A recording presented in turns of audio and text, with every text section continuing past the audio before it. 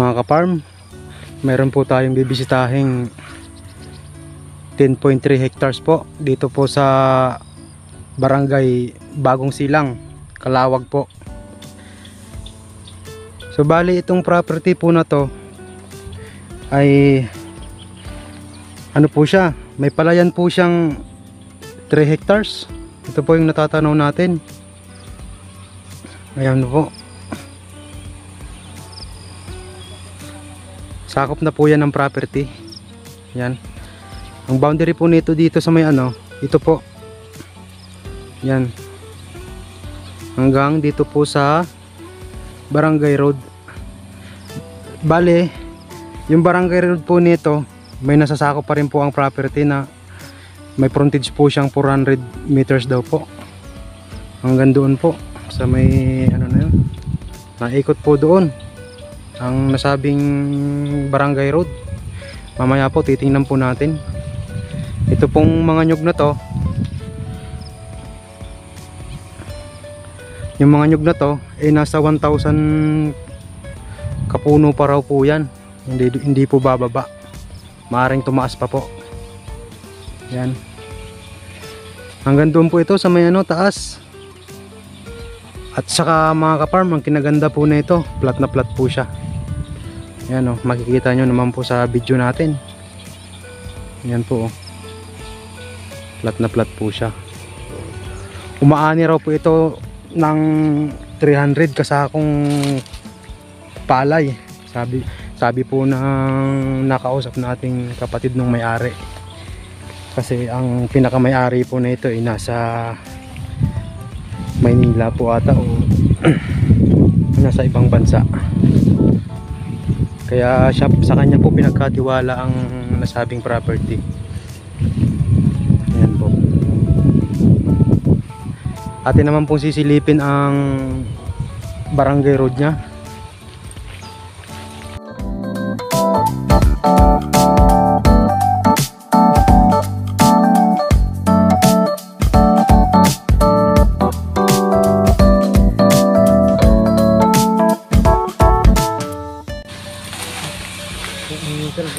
Bali ito po ang ano, Barangay Road, mga ka-farm.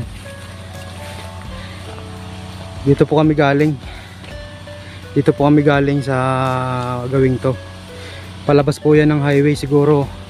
Mga ilang minuto lang to sa highway, sir. Hanggang dyan sa highway? Baka lang naman, mga 5 minutes lang. 5 minutes na siguro pala. Mga 5 minutes lang to. Papuntang palabas ng highway. Nagsisimula na po pala rito yung property. Ito po, sakop na po itong mahogany na to. Yan.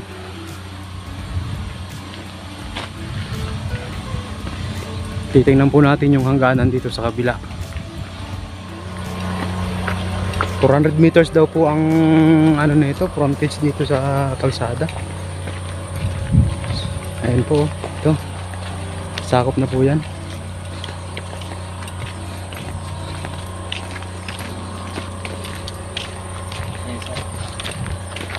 Ito sakop pa to.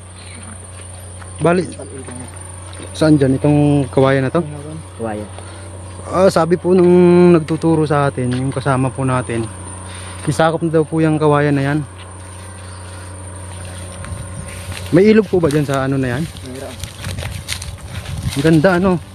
May source of water na po pala siya rito.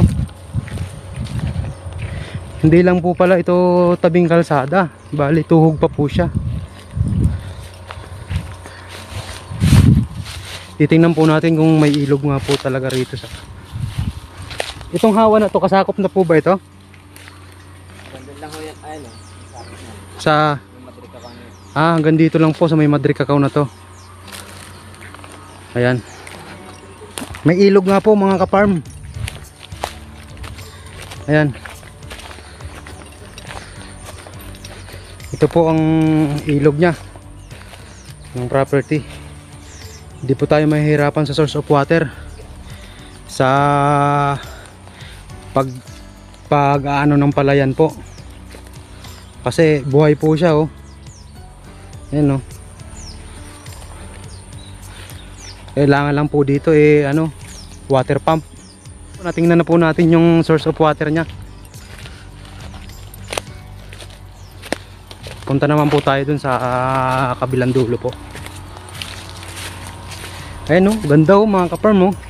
Tuhog pala siya ng kalsada, hindi lang tabi. Tsaka malapit lang po ito sa town proper ng Calawag mga ka-farm. 20 minutes lang, nandun na po kayo. At tsaka ang kinaganda po nito, pasok po ang sasakyan. Ayan po, makikita nyo naman po, malapad po kahit hindi po cemented. At least po pasok ang sasakyan. Simentohin na rin dapat ito. Oo, ayan po. Pero hindi po magtatagal mga ka-farm, eh sisimintuhin na po yan. Yan.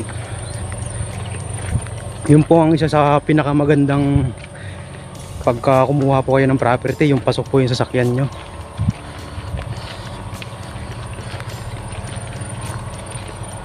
Iikutin po natin yung boundary po nito dito sa kabila. Ito na daw po ang pagitan mga ka-farm. Ito na po itong Madre Cacao papunta po rito sa nyug na to. Ito po, yan po ang lagay ng property natin mga ka-farm. Oh.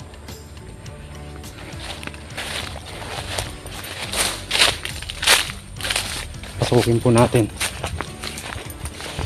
kapatagan dito. Ayan, tinuturo po ng guide natin ang nasabing boundary. Itong yung poste na yon. Yung poste na yun, yung poste po ng kuryente. Papagayaan na daw po. Ano, sakto na sulok na yan. Hanggang Hanggang doon na po. Hanggang doon na daw po. Kumbaga dito na po tayo sa kabila. Kanina po nandun tayo sa kabila. Ayan. Sapa ako yung doon. Ayan po ang sapa ng property. Sako pa po yun ng property yan mga ka-farm. Tapos ito lang po yung palayan, no? Ito na po yung nasabing 3 hectares na palayan, no?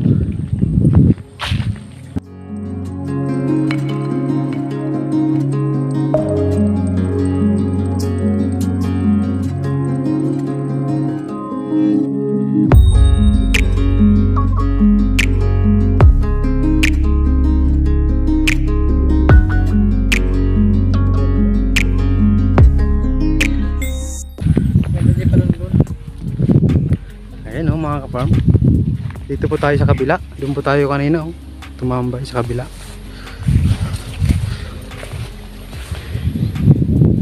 Pakaganda. Tingnan po natin yung niyugan. Saan po ba yung niyugan ito? Ito na. Puro nyug na to ano. Kabila ni sir. Kabila niya. Ito na mga ka-farm oh.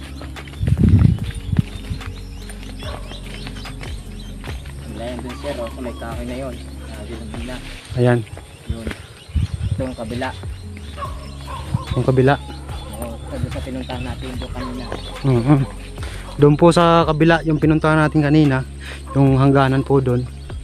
Yan po, diyan po yun mga ka-farm. Hanggang dito po. Ganun pa yan. Hanggang doon pa daw po ito sa taas. Malayo pa po mga ka-farm. Kaya ako ay nakakalakas dito.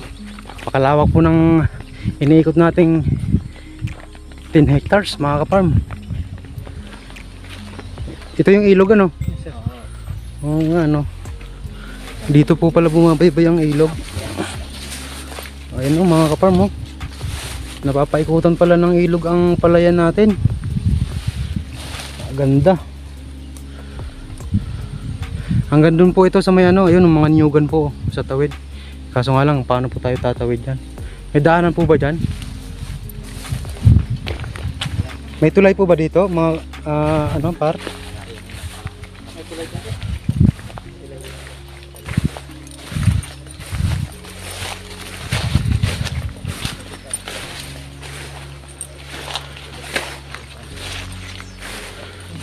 Ito po oh. Ito po ang dulo mga kaparm mo. Ayan po. Yan, sir, yan. Pulis na yan. Nakop yan. Ang ganda ng tubig dito mga kaparm mo. Ang lalim pati niyan ano. Ang ganda ng pagkakaano ng tubig ng ilog. Talagang napaikutan po na talaga niya yung ano, napaikutan niya talaga yung palayan mga kaparm. Ayun lang, ito lang po ang dulo ng palayan no. Ang matatanaw natin. Tapos ito po yung ano, ilog. Umiikot po siya doon kung saan tayo nang galing kanina.